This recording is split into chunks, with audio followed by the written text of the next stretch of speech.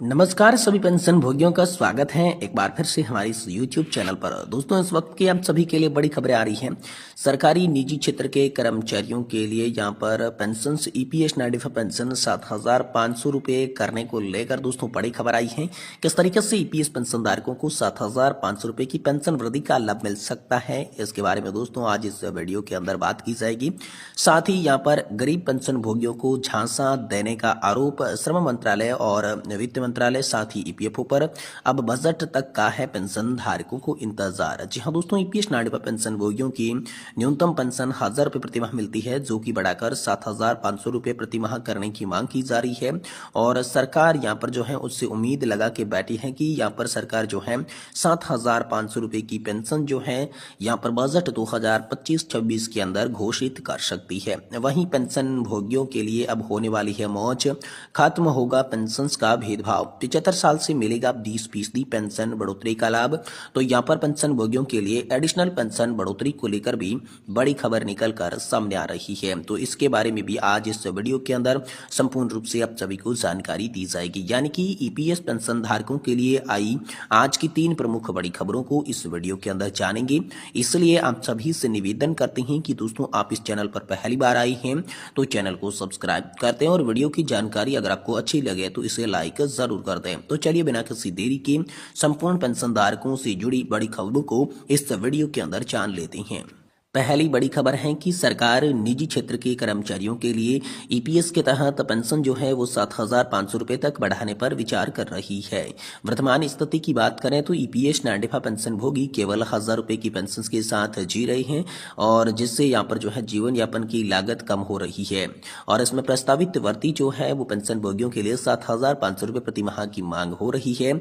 और इसी के साथ साथ वे अन्य सुविधाओं की मांग कर रही हैं, जिसमें डीए वृद्धि और साथ ही पेंशन भोगी और उनकी जीवन साथियों के लिए मुफ्त के अंदर चिकित्सा की देखभाल को लेकर मांग हो रही है। 10 जनवरी 2025 को पेंशन भोगियों ने वित्त मंत्री के साथ बजट से पूर्व एक वार्ता की थी और इस बैठक के अंदर तमाम तरीके की चर्चा हुई थी। ईपीएस 95 राष्ट्रीय समिति के आंदोलन समिति ने यहाँ पर पेंशन को 7,500 रुपये तक बढ़ाने की मांग की थी।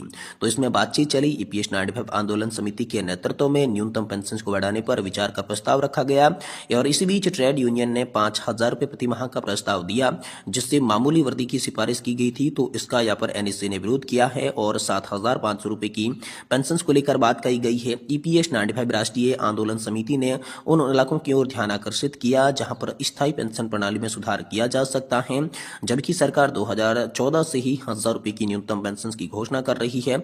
इससे अब 37 लाख पेंशन भोगियों को इससे कम पेंशन मिल रही है। इसलिए समिति ने यह बताया है कि अब यहाँ पर जो है सरकार के पास मौका है और ईपीएस पेंशन धारकों को अब बजट के अंदर यहाँ पर बड़ा तोहफा देना है। तो 7,500 प्लस डीए के साथ साथ जीवन साथी और पेंशन भोगी को चिकित्सा देखभाल देकर यहाँ पर जो है सरकार जो मदद कर सकती है पेंशन धारकों की, वो बजट 2025-26 से कर सकती है।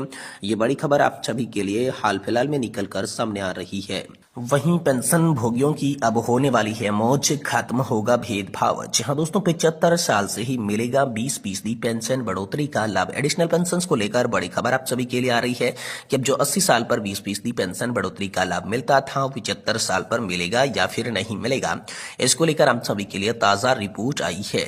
देश में पेंशन भोगी संगठन काफी लंबे समय से मांग थी कि जैसे ही पेंशन भोगी 65 वर्ष की आयु पूरी करते हैं तो उनकी बेसिक सैलरी में 5% की बढ़ोतरी की जानी चाहिए।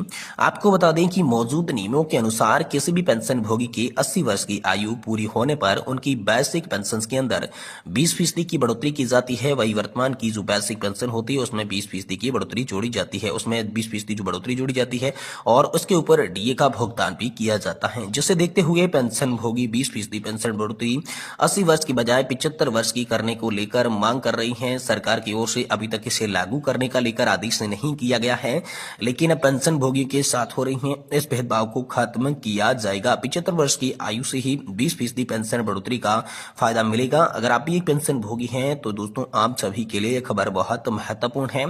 तो दोस्तों पेंशनर्स के लिए यहाँ पर संसदीय समिति की सिफारिशें जो है वो सामने आ चुकी हैं।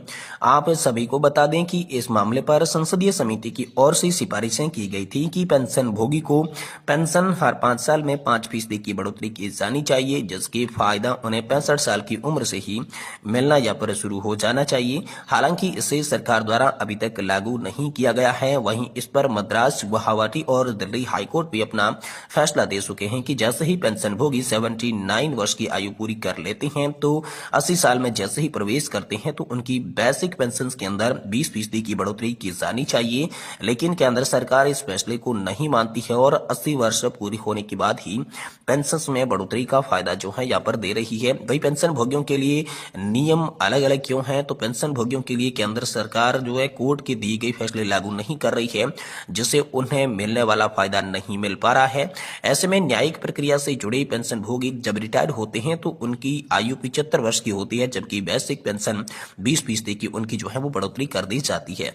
लेकिन सरकार की पेंशन भोगियों के मामले में ये बढ़ोतरी 80 वर्ष की पेंशन की बात में की जाती है। और पेंशन भोगियों के लिए अलग से नियम ऐसे क्यों बनाए गए हैं, इसे लेकर पेंशन संगठन मांग कर आ रहे हुए हैं और ये जानना चाहिए कि आखिर क्यों पेंशन भोगियों के लिए कोर्ट के आदेश को नहीं माना जा रहा है और कब तक ये भेदभाव चलता रहेगा। ऐसे में न्यायिक प्रक्रिया से जुड़े पेंशन भोगियों की तरह ही केंद्रीय पेंशन भोगियों को भी 75 वर्ष की आयु से 20% बेसिक बढ़ोतरी का लाभ सरकार की ओर से देना चाहिए। कब ये लागू किया जा सकता है ये आने वाला समय ही बताएगा, लेकिन बजट 2025 से पेंशन भोगियों की बड़ी उम्मीदें यहाँ पर लगी हुई है। वहीं बात करें तो गरीब पेंशन भोगियों को झांसा देने का आरोप श्रम और वित्त मंत्रालय के साथ साथ ईपीएफओ पर लगा हुआ है। अब बजट तक का इंतजार जो है वो पेंशन भोगी करते हुए नजर आ रही हैं। ईपीएस पेंशन भोगियों को न्यूनतम पेंशन के रूप में 1000 रुपए प्रति माह मिलती है, जिसे बढ़ाकर 7500 रुपए करने की मांग की जा रही है। उम्मीद है कि सरकार उनकी मांगों पर यहाँ पर जो है ध्यान देने वाली है। कर्मचारी पेंशन योजना 1995 के तहत न्यूनतम पेंशन में वृद्धि की मांग जो है लंबे समय से की जा रही है। नेशनल मूवमेंट कमेटी यानी कि एनएसी के अध्यक्ष कमांडर अशोक राउत इस मुद्दे पर सक्रिय रूप से सरकार के साथ संवाद कर रही हैं। हाल ही में उन्होंने वित्त मंत्री के साथ ईपीएस 95 पेंशन वृद्धि के संबंध में विस्तृत चर्चा की। वर्तमान में ईपीएस पेंशन भोगियों को न्यूनतम 1000 रुपए प्रति माह की पेंशन मिलती है, जिसे बढ़ाकर 7500 रुपए प्रति माह करने की मांग की जा रही है। सरकार ने इस दिशा में कुछ कदम उठाना, जैसे कि पेंशन योग्य वेतन की अधिकतम सीमा को 6500 रुपए से बढ़ाकर 15000 रुपए करना। हालांकि पेंशन वृद्धि को लेकर अभी तक कोई अंतिम निर्णय जो है वो आप सभी के लिए नहीं लिया गया है। सरकार इस मुद्दे पर विचार कर रही है, लेकिन पेंशन भोगियों की मांग पूरी होगी या नहीं होगी ये स्पष्ट नहीं है। अशोक राउत जैसे नेता इस दिशा में प्रयासरत है और उम्मीद है कि सरकार उनकी मांगों पर ध्यान देने वाली है। इस पर दोस्तों यहाँ पर पेंशन भोगी रामकृष्ण पिल्लई ने यहाँ पर कहा है कि ईपीएफओ के अधिकारी और सरकार ये दोनों मिलकर अशोक राउत को और उनके पेंशन भोगियों को मायूस जो है वो कर रही हैं। शोएब अहमद बोले कि श्रम, वित्त और ईपीएफओ आपस में मिलकर मूर्ख बना रही हैं। और दक्षिणार्थी अज ने कहा कि यह तीसरी बार है कि श्रीमान सरकार गरीब पेंशन भोगियों को झांसा दे रही है, लेकिन वे किसी चीज का आनंद यहाँ पर जो है नहीं ले रही हैं। यानी कुल मिलाकर बात ये बता रही है पेंशन भोगी, यहाँ पर सरकार लगातार वादे तो कर रही है। ये तीसरी बार कमांडर अशोक रावत और एनएससी के तमाम प्रतिनिधिमंडल, इसके साथ साथ जो ट्रेड यूनियंस है उनको यहाँ पर लगातार केंद्र सरकार जो है आश्वासन दे रही है। ये तीसरी बार ऐसा हुआ है जबकि आश्वासन मिला है, लेकिन मुख्य रूप से जो ध्यान है वो पेंशन भोगियों की पेंशन बढ़ोतरी की और यहाँ पर सरकार का नहीं लग रहा है। इसलिए यहाँ पर पेंशन भोगियों के अंदर काफी यहाँ पर जो है नाराजगी देखने को मिल रही है। ये बड़ी खबर हाल फिलहाल में आप सभी पेंशन भोगियों के लिए निकल कर सामने आ रही है।